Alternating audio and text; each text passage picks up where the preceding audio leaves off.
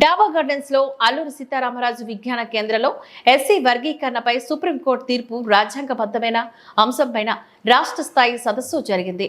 The Buddhist society of India Andhra Pradesh రాష్ట్ర శాఖ ఆధ్వర్యంలో జరిగిన సదస్సుకు గాను తెలంగాణ విశ్వవిద్యాలయాలు, ఫ్యాకల్టీ ఆఫ్ లా మాజీ డీన్, దక్షిణ భారత సిద్ధాంతకర్త గాలి వినోద్ కుమార్ ముఖ్య అతిథిగా హాజరయ్యారు.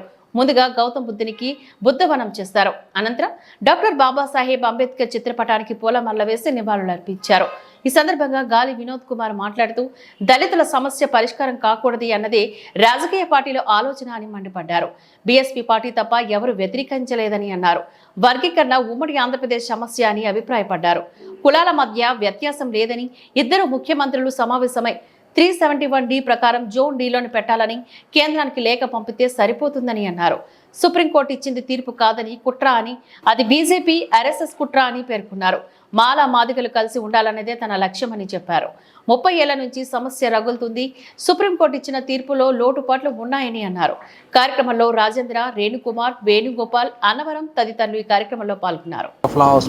తెలంగాణ విశ్వవిద్యాలయం ముఖ్యంగా గత 30 ఏళ్లుగా అవసరం లేదా గత 30 ఏళ్ళుగా 59 కులాల మధ్య ఏ వర్గీకరణ పేరుతో కొనసాగుతున్న పోరాటం ఉందో అది ఉమ్మడి రిజర్వేషన్ల వర్గీకరణ సమస్య పంచుకోవాలని, అన్నదమ్ముల్లా పంచుకోవాలి, ఆత్మబంధువుల్లా కలిసి ఉండాలనే దానికి అన్ని పార్టీలు, అగ్రవర్ణ పార్టీలు ఏవి కూడా ఈ సమస్యను పరిష్కరించకుండా గత 30 ఏళ్ళుగా ఈ సమస్య చాలా సీనియర్ సమస్య, 3 రోజులలో సమస్య పరిష్కారం అవుతుంది. కానీ 30 ఏళ్ళుగా ఈ సమస్యను పరిష్కరించలేదు. కారణం ఏంటంటే దళితులకు ఈ సమస్య పరిష్కారం అయితే ఇక వాళ్ళు రాజకీయ అధికారం అడుగుతారు. కాబట్టి వాళ్ళు ఎప్పుడు నిరంతరం కొట్లాడుకుంటూనే ఉండాలి. ఆ కొట్లాడుకోవడానికే వీళ్ళంతా వర్గీకరణకు సపోర్ట్ చేస్తున్నారు తప్ప కలిసి ఉండడానికి, పరిష్కరించడానికి ఈ దేశంలో ఏ ఒక్క పార్టీ ఎక్సెప్ట్ బీఎస్పీ తప్ప అన్ని రాజకీయ పార్టీలు వర్గీకరణకు సపోర్ట్ చేస్తున్నాయి తప్ప ఎట్లా పరిష్కరించాలో చెప్పడం లేదు.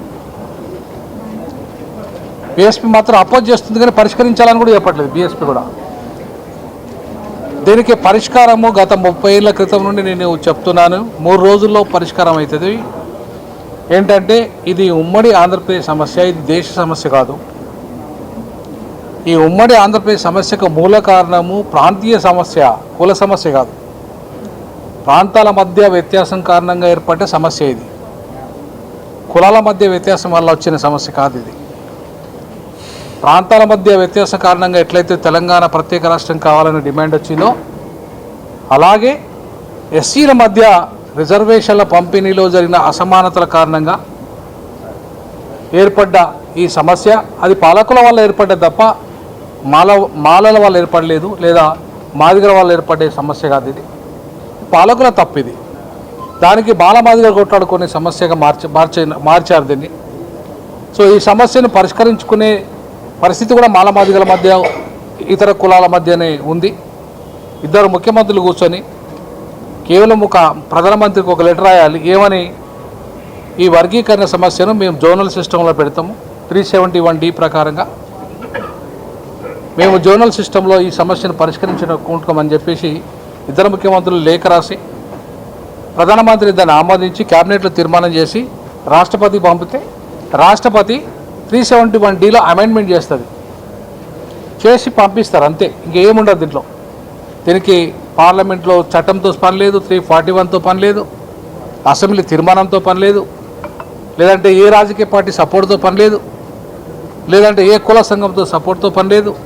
ఇది చాలా సింపుల్గా 3 రోజులలో అయిపోయే సమస్యను 30 ఏళ్ళుగా ఇంకా దీన్ని పొడిగించుకుంటూ వచ్చి ఈ ఉమ్మడి ఆంధ్రప్రదేశ్ సమస్యని ఇప్పుడు దేశ సమస్యగా చిత్రీకరించి తప్పుడు సుప్రీంకోర్టు తప్పుడు సిద్ధాంతాన్ని, తప్పుడు విధానాలని, రాజ్యాంగ వ్యతిరేక విధానాలని సుప్రీంకోర్టు ఇలా తీర్పు రూపంలో, అది తీర్పు కాదు, అది కుట్ర. అది తీర్పు కాదు, అది కుట్ర. అది ఆర్ఎస్ఎస్ బీజేపీ ఇచ్చిన వాళ్ళ యొక్క డైరెక్షన్లో ఇచ్చిన తీర్పు. అది దాన్ని మనం తీర్పు అనడం కంటే కూడా వాళ్ళు ఇచ్చిన కుట్ర అని చెప్పాలి. ఆ కుట్ర ఫలితంగా ఇక సుప్రీంకోర్టు మళ్ళీ మాదిగల్ని పర్మనెంట్గా విడగొట్టే ప్రయత్నం చేస్తుంది. మళ్ళీ కలపాలి, వాళ్ళని కలిపే ప్రోగ్రాంలో భాగంగా నేను రావడం జరిగింది ఇక్కడికి. ఈ సమస్యను ఎట్లా పరిష్కరించుకుందాం, ఎట్లా కలిసి ఉందాం, ఎట్లా కలిసి పోరాటం చేద్దామనే డైరెక్షన్ ఇవ్వడానికి మాత్రమే నేను వచ్చాను ఇక్కడికి. సో కాబట్టి మాలా మాదిగా ఈ అంటరాని కులాలు ఈ దేశంలో దాదాపుగా 1200కు పైగా అంటరాని కులాలు అన్నీ కూడా ఒకటే. సుప్రీంకోర్టు చెప్పినట్టుగా వేరు కాదు, అంతరం ఒకటే.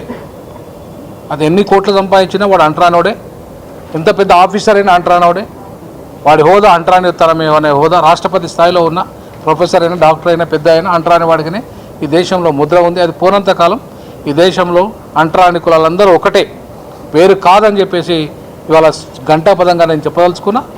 సుప్రీంకోర్టు వీళ్ళు వేరువేరని చెప్పింది, ఇది తప్పు అని చెప్పదలుచుకున్నాం.